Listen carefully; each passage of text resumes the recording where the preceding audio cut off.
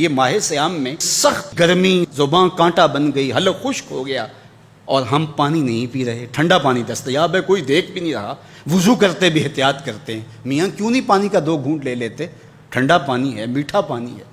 کہا ہم نے روزہ رکھا ہے، اللہ دیکھ رہا ہے۔ ماہ سیام میں ہم پانی نہیں لیتے، اس لیے ہمیں یہ یقین ہوتا ہے تنہائی میں بھی اللہ دیکھ رہا ہے۔ یار جو اللہ رمضان میں دیکھتا ہے وہ غیر رمضان میں بھی دیکھتا ہے۔ پانی پینے لگو تو دیکھتا ہے، رشوت لینے لگو تو تب بھی دیکھتا ہے، آنکھ بھٹکے تو تب بھی دیکھتا ہے، خیال بہکے تو تب بھی دیکھتا ہے، سوچوں میں آوارگی آئے تو تب بھی دیکھتا ہے۔ یہ یقین تمہارے ساتھ اگر جڑ جائے کہ تمہارا رب تمہیں دیکھ رہا ہے تو پھر گناہ کرنا مشکل کیا ناممکن ہو جائے گا۔ ان اللہ خبیر بما تعملون، اور جو تم کرتے ہو تمہارا رب اس سے باخبر ہے۔ مت سمجھنا کہ وہ دیکھ نہیں رہا، تم کو چھٹی دے رکھی ہے تو اس کا یہ مطلب نہیں ہے کہ تم اس کی پہنچ سے باہر ہو یا اس کی نگاہوں میں نہیں ہو۔ تمہارے ایک ایک لمحے کو وہ دیکھ رہا ہے، ایک ایک ساعت کو ملاحظہ کر رہا ہے۔ بند کمرے ہوں یا مخفی غاریں، تم جہاں بھی داد عیش دو تمہارا رب تمہیں دیکھ رہا ہے۔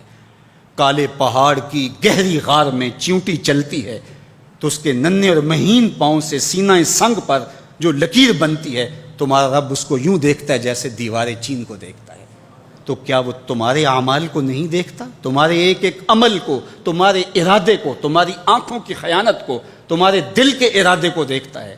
ایک ایک چیز سے وہ آگاہ ہے۔ وَلَا تَكُونُوا كَالَّذِينَ نَسُوا اللَّهَ، اور ان لوگوں کی طرح نہ ہو جانا جنہوں نے اللہ کو بھلا دیا، غافل ہو گئے، اپنی خواہشات کی زندگی گزارنے لگے۔ یہ جہاں مٹھا اگلا کس نے ڈٹھا، آرزوؤں کے نوکر بن گئے۔ جس طرح نفس اور شیطان ان کو چلا رہا اس طرح چل رہے ہیں۔ جو لوگ اللہ کو بھول گئے، اللہ فرماتا ہے اللہ نے انہیں ان سے غافل کر دیا۔ اللہ جب کسی سے ناراض ہوتا ہے تو ہدایت چھین لیتا ہے۔ اسی لیے ہمیں ہر روز ہر نماز کی ہر رکعت میں ہدایت مانگنی ہوتی ہے۔ اہدنا الصراط المستقیم، ہر روز مانگتے ہیں، ہر نماز میں مانگتے ہیں، ہر رکعت میں مانگتے ہیں، اللہ ہمیں ہدایت پہ گامزن رکھنا۔ اللہ جب کسی سے ناراض ہوتا ہے تو ہدایت کے دیے بجھ جاتے ہیں، اندھیروں میں بھٹکنے لگتا ہے، شیطان اس کو دھوکے میں مبتلا کر دیتا ہے، اسی زندگی کو مقصود زندگی سمجھ لیتا ہے، اس شراب کو آب حیات سمجھ لیتا ہے، جس کو یہ بھی نہ پتا ہو کہ میں ہوں کون، میں کہاں ہوں، میرا مقصد زندگی کیا ہے، مقصد حیات کیا ہے، کھانا پینا اور لذتوں کا حصول۔ یہ تو چوپائے بھی کرتے ہیں، تو اشرف المخلوقات کاہے کا ہے۔ یہ زندگی تو ان کی بھی ہے کہ وہ اچھا کھاتے ہیں، تم تو ایک پاؤ بھر گوشت کھا لیتے ہو اور شیر روز ایک ہرن چاٹ جاتا ہے، وہ تیرے سے زیادہ کھاتا ہے، تیرے سے زیادہ طاقتور ہے۔ ہاتھی کا جسم تیرے سے کہیں بڑا ہے، پرندے ہواؤں میں اڑتے ہیں، مچھلی پانی کی تہوں میں اتر جاتی ہیں، عقاب کی نظروں اور بلندی پرواز کی دیکھنے والی ہوتی ہے، کرگس کہاں سے کہاں تک سونگھ لیتی ہے، ان کی قوت شامہ تیرے سے بڑی ہے، لیکن اس کے باوجود بھی افضل تو، اشرف بھی تو، اور اللہ نے اپنی نیابت کا تاج تیرے سر پہ رکھا ہے۔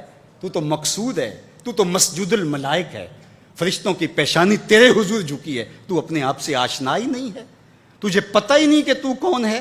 تو خدا کو بھول کے سمجھا کہ میری زندگی آزاد ہو گئی، اب میں جو چاہوں کروں، میں خدا کا بھی انکار کر دیا، بلا دیا اس کو۔ کہا جب خدا کو تو بھولا تو خود کو بھول گیا، زندگی کے مقصد کو تو نے فراموش کر دیا، اب بھٹکتا ہے ارض فلات میں، جنگل میں پڑے ہوئے خشک پتے کی طرح، جس کو ہوائیں کبھی ادھر اڑا دیتی ہیں کبھی ادھر اڑا دیتی ہیں۔ مقصد حیات کا علم نہیں ہے، خدا کو بھولنے کا یہ نتیجہ ہے جو تجھے بھگتنا پڑ رہا ہے۔ خدا آشنا ہو جا، خود آشنا ہو جائے گا، تجھے ذات سے آگہی ہو جائے گی، من کا شعور مل جائے گا، تجھے پتہ چلے گا کہ میں کون ہوں، میری زندگی کا مقصد اور مقصود کیا ہے۔ تو اگر تو ایسا نہیں کرے گا تو اللہ تجھے تیرے سے بے خبر کر، تیری ٹانگیں نہیں توڑ دی جائیں گی، تیرا رزق نہیں چھین لیا جائے گا، تیری آنکھوں سے روشنی نہیں اچکی جائے گی، تیرے کانوں کی سماعت نہیں کھینچ لی جائے گی، یہ سب کچھ ہوگا لیکن مقصد زندگی نہیں ہوگا۔ تو کہا اس قرآن سے جڑ جاؤ، اپنی زندگی کو مالک کے سپرد کر دو اور ایک ایک لمحہ مالک کی چوکھٹ پہ گزار دو۔